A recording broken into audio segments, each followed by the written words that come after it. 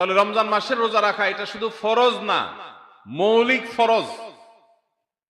নবী করিম সাল্লাল্লাহু আলাইহি সাল্লাম বলেছেন, যদি কেউ জীবনে একটি রোজাও শরিয়া গ্রাহ্য ওজর ছাড়া কেউ যদি ভঙ্গ করে, রোজা না রাখে, রমজানের পরে যদি সে সারা জীবনও রোজা রাখে, দায় মুক্ত হয়তো হয়ে যাবে, সে কাজা আদায় করেছে, কাফারা আদায় করেছে, দায় মুক্ত হয়তো হয়ে যাবে, কিন্তু রমজানের একটা রোজা রেখে আল্লাহর কাছে যে পরিমাণ মর্যাদার অধিকারী হওয়ার কথা, সারা জীবন রোজা রেখেও রমজানের ওই একটা রোজার ক্ষতিপূরণ করা সম্ভব নয়।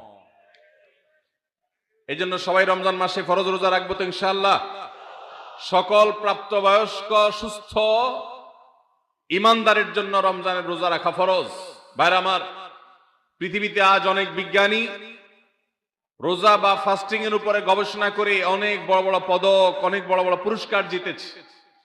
এখন ডাক্তাররাও আমাদেরকে বলে যে একটা সময় আমরা যেন ফাস্টিং করি, একটা সময় আমরা যেন না খেয়ে থাকি, এটা আমাদের স্বাস্থ্যের জন্য ভালো।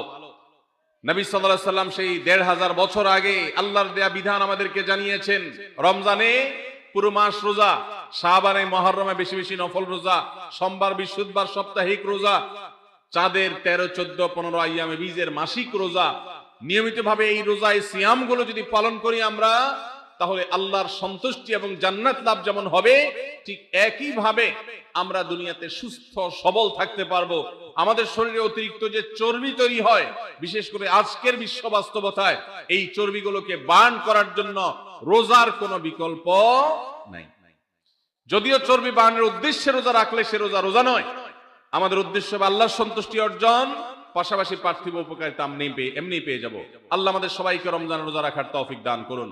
ভাইরা আমার, নবী করিম সাল্লাল্লাহু আলাইহি ওয়াসাল্লাম তিনি বলেছেন, যে ব্যক্তি রমজানে ঈমান এবং ইখলাসের সাথে আল্লাহকে খুশি করবার জন্য রমজান রোজা রাখবে, আল্লাহ তার পূর্বের সমস্ত গুনাহ মাফ করে দিবেন। অনেক যুবক আছেন গ্যাস্ট্রিকের অজুহাতে, অনেকে আছেন প্লাস্টিকের অজুহাতে রোজা রাখেন না। কারো গ্যাস্ট্রিক, কারো প্লাস্টিক।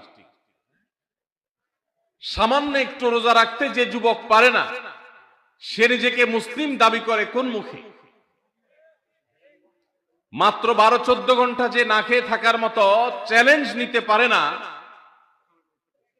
সে আবার কিসের মুসলমান দাবি করে নিজেকে? এই জন্য ভাইরা সবাই রোজা রাখবো তো ইনশাআল্লাহ। বাসা বাড়িতে বাচ্চাদেরকে কৈশোর বয়স থেকে তাদেরকে রোজা রাখতে শেখাবেন। সাহাবায়ে কেরাম আশুরার রোজা পর্যন্ত বাচ্চাদেরকে রাখাতেন এবং তাদেরকে খেলনা দিয়ে ভোলাতেন, রোজা রাখতে তাদের সাহায্য করতেন। আজ এমন এক প্রজন্ম আমরা গড়ে তুলছি, যেই প্রজন্ম শুধু